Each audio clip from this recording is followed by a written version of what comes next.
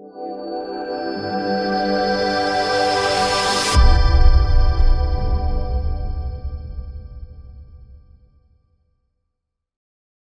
दोस्तों, pro trading art में आपका स्वागत है। तो आज के वीडियो में एक क्वेश्चन है, उसका हम लोग एक्सप्लेनेशन देखने वाले हैं। तो इनका कहना है कि कोई एक वीडियो है, उसमें 740 मिनट पे हम लोग यहाँ पे देख रहे हैं कि sir in 740 you have written tool tip but you have already told that we have to write either in positional argument or keyword argument but now you are mixing, I got confused, please explain sir। तो देखिए actually ये video है, उसमें हम लोग यहाँ पे ना पोजिशनल आर्गूमेंट के रूप में भी लिखे हैं और टूल टिप कीवर्ड आर्गूमेंट के भी रूप में लिखे हैं। तो ये किस तरह से काम करता है इसके बारे में एक सेपरेट वीडियो में मैं डिटेल एक्सप्लेनेशन दे रहा हूँ। ओके, उससे पहले आप सभी लोगों के लिए एक नोटिफिकेशन है कि हमारा पाइन स्क्रिप्ट का बैच ऑलरेडी स्टार्ट हो चुका है। इसमें कई क्लास हो भी चुके हैं। अगर आप अभी भी ज्वाइन करना चाहते हैं तो आप ज्वाइन कर सकते हैं। उसका सभी रिकॉर्डिंग अवेलेबल है, आप उसे ड्राइव में एक्सेस कर सकते हैं। मैं आपको उसका एक्सेस प्रोवाइड कर दूंगा, जिसमें अभी तक 4 क्लास हो चुके हैं। सभी क्लास मोर देन 1 आवर का है, ठीक है ना।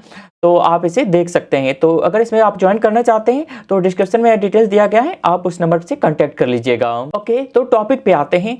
तो चलिए देखिए, जैसे हमारे पास यहाँ पे ta.sme नाम का एक फंक्शन है। ये फंक्शन अब आपका बिल्ट इन फंक्शन भी हो सकता है या फिर यूजर डिफाइंड फंक्शन भी हो सकता है। तो इसके अंदर कुछ ना कुछ पैरामीटर होगा, पर ये नेसेसरी नहीं है कि बहुत फंक्शन ऐसे होते हैं जिसमें कोई भी पैरामीटर नहीं होता है, ठीक है ना। तो सपोज आपके पास यहाँ पे सोर्स और लेंथ नाम का 2 पैरामीटर है, तो इसके लिए आपको वैल्यू पास करना है। तो यहाँ पर हम लोग वैल्यू 2 तरह से पास कर सकते हैं, ठीक है।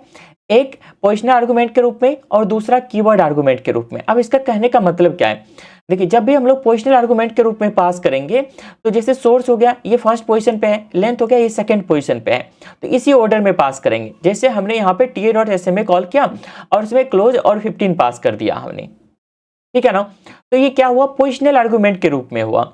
लेकिन इसी तरह से हम लोग यहाँ पे कीवर्ड आर्गूमेंट के रूप में भी पास करना चाहते हैं, तो वो किस तरह से करेंगे तो उसे देखते हैं। ओके, तो चलिए अब हम लोग SMA कैलकुलेट करके देखते हैं। सपोज ta.sma हमने कॉल किया, ठीक है ना। अब यहाँ पे देखिए तो सोर्स और लेंथ यानी 2 पैरामीटर आपको सजेस्ट किया जा रहा है यहाँ पे। यानी आप पोजीशन के अनुसार देखते तो सीधा आप यहाँ पे क्या लिखते, क्लोज लिख देते और जितना लेंथ चाहिए 50 लिख देते, है ना। देखिएगा तो हाईलाइट भी हो रखा है यहाँ पे। तो इस तरह से हम लोग कर सकते हैं क्लोज और 50। लेकिन अगर इसी को हम लोग कीवर्ड के रूप में पास करना चाहते हैं, सपोज यहाँ पे मल्टीपल पैरामीटर होता तो हम लोग उसे किस तरह से करते हैं। तो सपोज हम लोग पहले लेंथ के रूप में स्टार्ट कर देते हैं। लेंथ इक्वल्स टू हमने सपोज 50 कर दिया। अब ध्यान आपको ये रखना है कि अगर आपने कीवर्ड आर्गूमेंट लिखना स्टार्ट कर दिया तो दोबारा आप पोजीशन में शिफ्ट नहीं कर सकते हैं, ठीक है ना। तो हमें यहाँ पे क्या करना पड़ेगा, तो यहाँ पे सोर्स हमें लिखना पड़ेगा, यानी सोर्स कीवर्ड भी मेंशन करना पड़ेगा और इसके लिए हमने यहाँ पे क्लोज पास कर दिया। तो कुछ इस तरह से ये काम करेगा। अब उसी में हम लोग क्लोज के यहाँ प्लॉट करते हैं। प्लॉट में सपोज हमने यहाँ पे SMA यहाँ पे लिख दिया। अब ये SMA किसके लिए है, तो इसका अगर डिटेल्स देखिएगा ना इस प्लॉट का, तो आपको यहाँ पे ये डिटेल्स दिख जाएगा। यहाँ पे सीरीज है ना, सीरीज पैरामीटर है, उसके लिए हमने यहाँ पे ये वैल्यू पास किया है। इसके बाद मल्टीपल कीवर्ड है यहाँ पे, ठीक है ना। अभी देखिए हम लोग किस रूप में लिखे हैं, ये पोजिशनल आर्गूमेंट के रूप में लिखे हैं। दूसरा लिखते हैं, ये किसके लिए, टाइटल के लिए है। टाइटल पैरामीटर है, इसके लिए हम लोग कोई आर्गूमेंट पास करना चाहते हैं। तो आर्गूमेंट हमने किस रूप में पास किया यहाँ पे, जैसे ऐसे में लिख दिया। किस रूप में है, ये पोजीशन के रूप में है।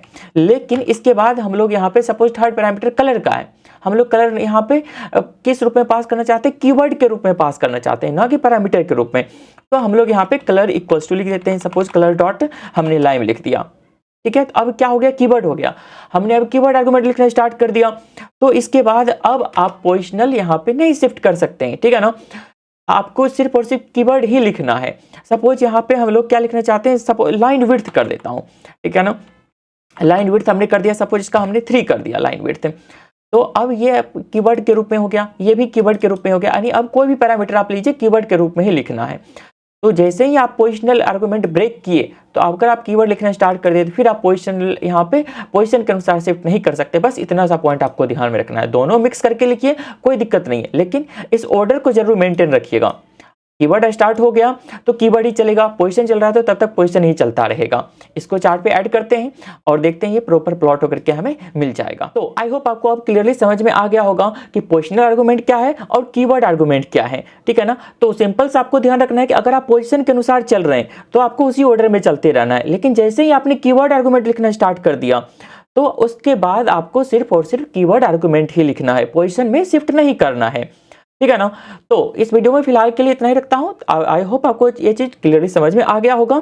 अगर आपको समझ में आ गया है, वीडियो अच्छा लगा है, तो आप नीचे तरफ से लाइक कर दीजिए और दोस्तों के साथ भी शेयर करिए इसे, और कमेंट करिएगा किसी और टॉपिक के ऊपर जो भी डाउट होता है, मैं उसके ऊपर डिटेल्स में एक्सप्लेनेशन वीडियो बना दूंगा। तो थैंक्स फॉर वॉचिंग।